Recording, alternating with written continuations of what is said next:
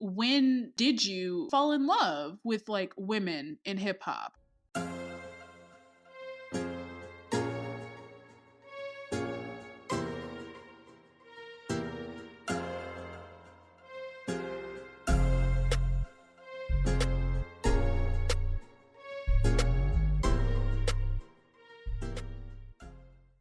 This past weekend was a very special day in hip hop, pop, and music history. It marks the 10th anniversary of Pink Friday, rapper Nicki Minaj's groundbreaking 2010 debut album. Now, however you feel about Nicki Minaj personally aside, this was a game changer. This was a debut. This was the beginning of a new renaissance of women in hip hop. But it isn't exactly where our story begins. So before we talk about Pink Friday, let's take it back a couple years to 2008. 2008 is a special year for a lot of reasons, so let's set the scene. This is the beginning of the iTunes/Apple reign of purchasing music. The way that the world is listening to music and consuming art is changing rapidly, and iTunes capitalized on this by offering special services for exclusive releases, and exclusive merchandise, etc., etc., etc., to entice people to purchase music online. I know this seems crazy now, but back then, it wasn't such a crazy idea because people hadn't yet adapted to the online model completely yet. Essentially, this is the beginning of the slow murder of CDs and of record stores, which suffered a mass exodus in 2008, with hundreds of stores closing around the country. The technological changes happening in the music industry, from the way we listen to music to where and how it was being marketed and sold, was overwhelming. We hadn't yet adapted to such rapid changes, and bands like AC/DC were still trying to hold on to the old reign by releasing their first CD of the decade exclusively through Walmart. Corporate partnerships like that one, which have always been a staple in the music industry, were becoming more and more common. While musicians and record labels were capitalizing on the exclusivity and the lucrativeness of online music purchasing, it's still a weird time because in 2009, digital still consisted of downloading songs and mixtapes. It's an interesting time for musicians and especially for hip hop. In 2009, the top downloaded song of the year was Viva La Vida by Coldplay, which may sound completely out of whack that the top downloaded song of the year was not a hip hop song. But that doesn't mean that 2008 to 2009 weren't monumental years for hip hop. In 2008, Jay-Z ends his run as president of Def Jam to focus on music and other ventures. Rapper T.I. pleads guilty to a gun charge and faces jail time. Rapper Remy Ma also goes to jail in 2008 and is set to serve 8 years for a shooting, which we'll get into a bit later in this season. This is also when we see the rise of auto-tune thanks to the brilliance of rappers like T-Pain and Kanye West with his infamous 808s and Heartbreaks album. And of course, the Dwayne Carter, rapper Lil Wayne. I am the best rapper alive. In 2008, Lil Wayne releases his highly anticipated album, The Carter 3.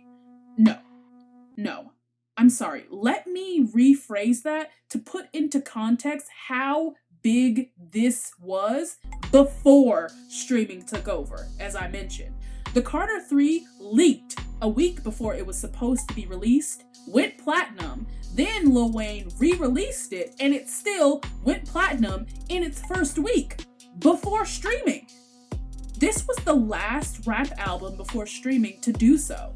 This critically acclaimed album is universally heralded as the best album of 2008, and it propelled an already hot like fire Lil Wayne into new, unheard of heights. He was quite literally the best rapper alive in 2008. Full stop. The Carter 3 was the biggest selling album of 2008 of any genre.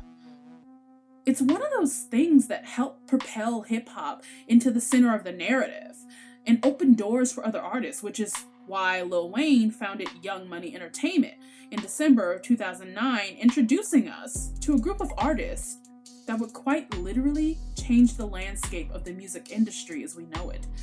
And all of this is happening while the country is knee-deep in a crippling recession thanks to the Bush administration and fighting 2 wars on foreign soil, while at home we're fighting for our democracy during an election year when the nation's first black presidential candidate, Barack Obama, is on the ballot.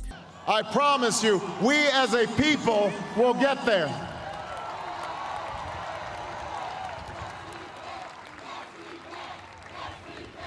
Yes, we can. So, we're reeling from devastating losses, celebrating unbelievable technological advances and incredible musical achievements in hip-hop, all the while in a different world, but not that far off, but seemingly in a different universe. The birthplace of hip-hop is about to birth another star. In 2007, Lil Wayne is in the midst of recording his magnum opus album, The Carter 3, and he discovers a young woman, Onika Mirage, who was going by Nicki Minaj at the time, and she was rapping on the Come Up DVDs. And he wanted Nicki to release music through his Young Money Entertainment label that he was forming.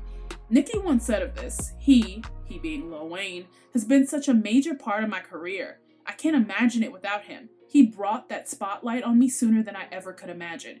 Young Money keeps my street edge. I can't get up in there because then Wayne is like, I need you to be Nick. It keeps me grounded and what drew people to me in the first place.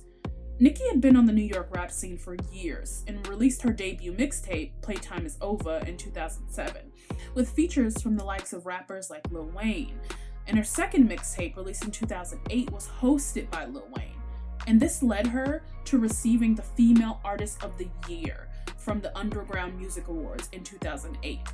But it was her third mixtape, Beam Me Up Scotty, released in 2009, that propelled her to new heights.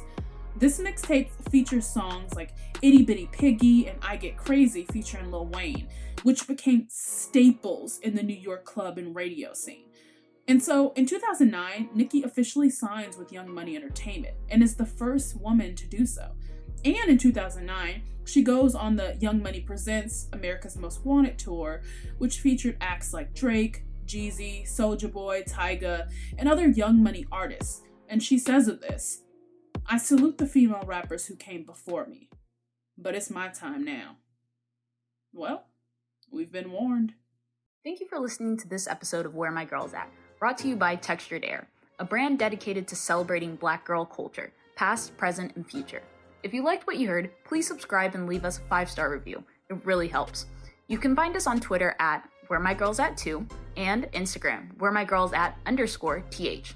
Make sure you check out our other podcasts, Does It Hold Up?, The Blacklist, and all the other content we offer on our website, texturedair.com. Until next time.